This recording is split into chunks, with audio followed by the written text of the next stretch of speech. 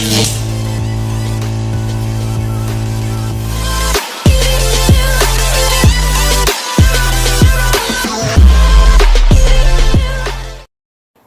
guys, luto ta ng suman nga Bisaya. Ito gi luto ko na sa itong dalawang gata. Tapos ito pinakuluan ko na siya.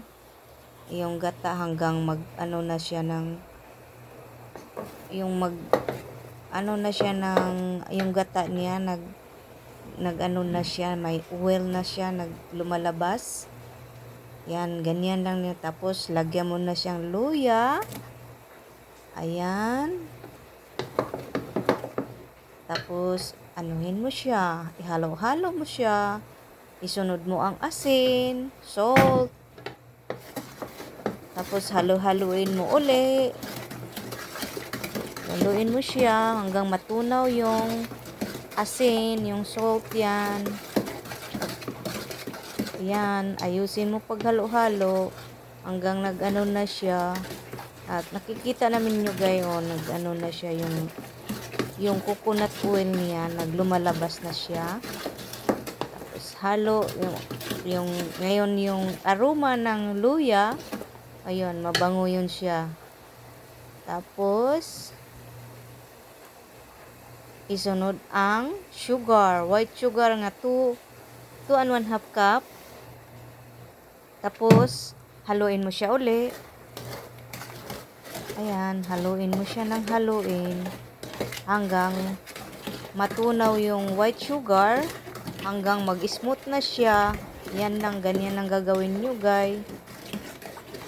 Yan, ano kasi yan yung technique ko yan dito kasi hindi ako magastuhan ng gas, kaya yun ang paggawa ko ng style ko ng gawa ng suman.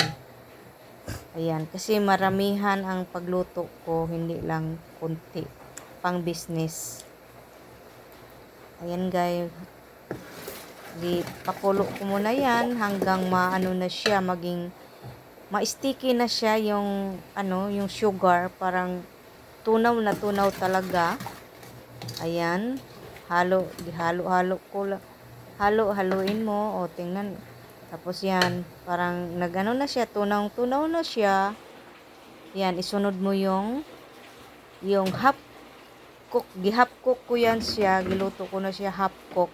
Hindi yun sa lutong-luto, half cook yun. Nga yung yung malagkit. Tapos halo-haluin mo lang yan, para kang nagluto ng biko, pero hindi yung biko, yung Hi guys, this is Suman Bisaya. Yun na, Please guys. follow me, more likes, Yun na, comments, guys. hearts, and thanks for ito watching. na ang suman, tapos ko nang gibalot.